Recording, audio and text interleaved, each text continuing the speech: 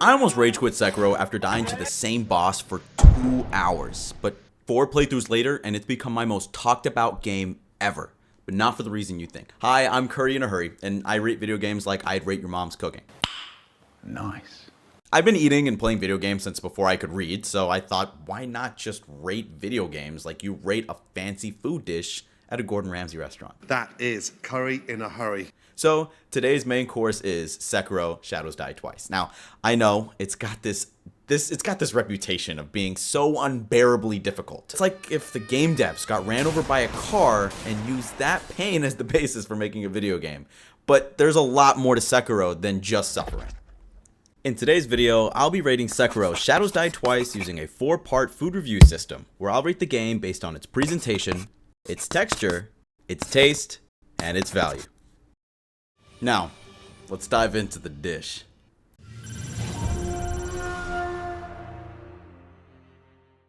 When you're at a fancy restaurant and the waiter or waitress, I don't discriminate, when they bring you your food, it better fucking look good. Because if it looks like shit, you're gonna say, this looks like shit and I'm not gonna eat it. For a video game, it's like the exact same thing. The game needs to look good. Like before you can even enjoy the story, the boss fights, or anything, it needs to look good, like you want to play it. For this category, presentation/plating, Sekiro earns a 4.5 out of 5. This game looks great.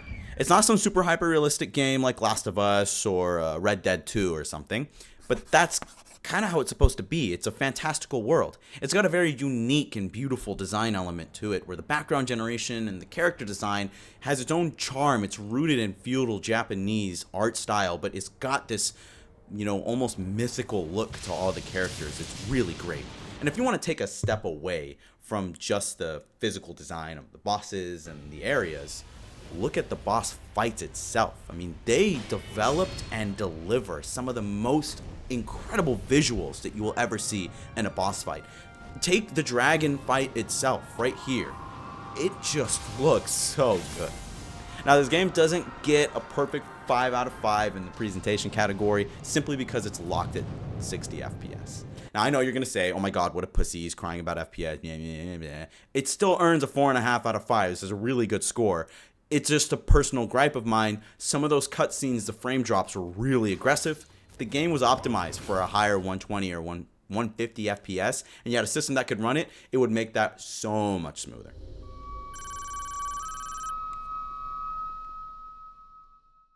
Now, the waiter has delivered, or waitress, I don't discriminate, has delivered your food, and you've determined it looks good. The next step is, does it feel good in your mouth? Now, a game is similar. You're not putting the game in your mouth, but does it feel good to play the game? Is the gameplay any fucking good? For Sekiro, this section earns a perfect 5 out of 5. I genuinely have never played a game that plays better than Sekiro. I don't just give out good reviews because, I jerked off this morning and I'm in a good mood. No, I genuinely really think this is a top 3 game of all time, and that's why it's getting, high scores. Texture is pretty quantifiable, especially compared to presentation and taste, so I'm just going to break it down real quick into 5 categories. First one is going to be character control. The character's super easy to control. He's super responsive, and lore-wise it makes sense. He's a samurai, he's a warrior, he's supposed to be responsive, he's athletic. It just makes it really, really immersive. You feel like you are Sekiro because he's listening to every single input that you give him. The battle mechanic. It's a parry-based battle system. Parrying is so much fucking fun. It is so engaging. It is so much less boring than dodging. And it's rhythmic. You can hear the different sounds from parrying. It makes it so immersive. That's what really, really makes interesting and fun gameplay. Boss fights is the next section. These bosses are not spammy bosses. It's not like some, if you watch my playthrough of Black Myth Wukong, they're just throwing attacks at you. They're not spammy. They are very meticulous, intentional boss fights that you have to focus and learn those attack combos, because if you don't, you are going to get fucked in the ass. And that brings me to the next section, which are just regular enemies in the overworld, so enemy fights. It excels in the same way. It doesn't feel spammy. You never feel like you're trapped in an arena with 20 billion enemies and you just can't get out of it. No, you can get out of it. It's not necessarily easy all the time, but it's not like you're just, banging your head against the wall with like 20 enemies surrounding you every single time. And the last section for this is just map navigation. It's easy to navigate this map. It doesn't feel boring and tedious. It doesn't reuse recycled assets. It's engaging fucking map. It brings you into the game, and it doesn't feel like you're just sitting there with all this work to do in a video game.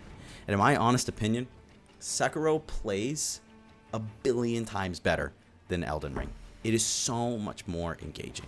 And everybody criticizes this game, saying it's just too fucking difficult. The gameplay is too fucking hard, blah, blah, blah. Honestly, you're just letting your shit video game skills get in the way of genuinely playing Peak. And no, I don't mean the party game. I mean one of the best games of all time.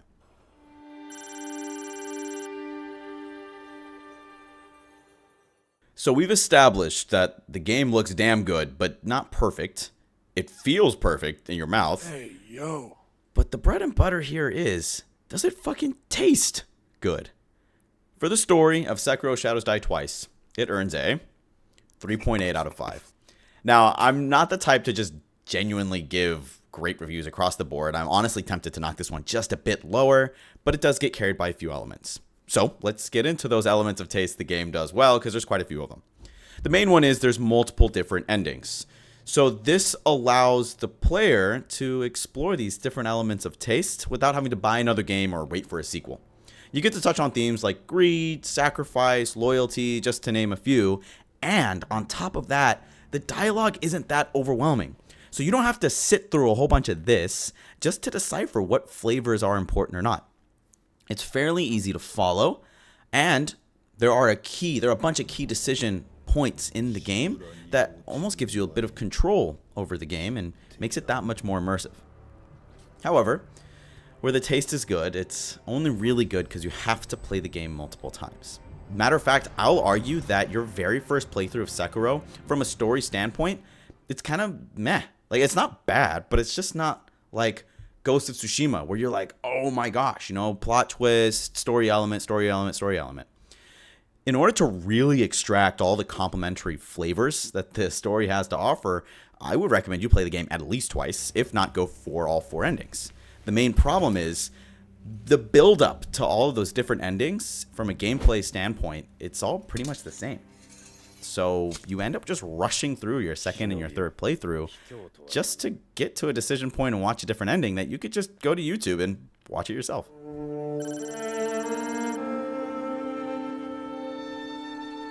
All right, so you devoured your dish. You absolutely loved the presentation of the meal. You are delighted by the way it felt in your mouth, and were fairly impressed at the taste. Now it's time to decide, was it all worth it? For this section of value, Sekiro Shadows Die Twice earns a 4.7 out of 5. It's a $60 game. It's 10 to 15 hours per playthrough, depending on how much you suck at it. And to rate the game properly, there's really only 2 categories to value, and that's time and money. From a time standpoint, the hours that you sink into this game are genuinely so much fun, I could not recommend it more. And they're not boring hours where you're just wandering around some empty map trying to figure out what to do. They're also not tilting hours where, like in Black Myth, you're fighting these super spammy bosses the entire time. It is simply so much fun to play. You will not regret spending any hours in this game. Now, from a money standpoint, this game extracts its value from the multiple different endings. And it's a bit of a double-edged sword. It's why it gets a 4.7 out of 5, but it's also why it doesn't get a 5 out of 5. You have to play the game multiple times to really extract the value. But those additional endings of Sekiro actually feel like different endings. In Elden Ring, they're just side quests that you knock out, and then at the end of the game, you can click a button and watch a different cutscene.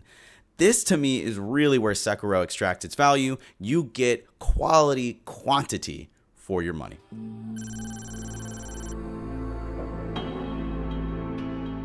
The meal is done. It's paid for, and you're on your way home trying to compare this dining experience with others that you've had. Now, you could just take a simple average of all the categories that you rated the meal on, but you also want to take into account the intent of the meal. What was the chef trying to accomplish with the dish that he had just prepared? For video games, you should treat this the exact same way.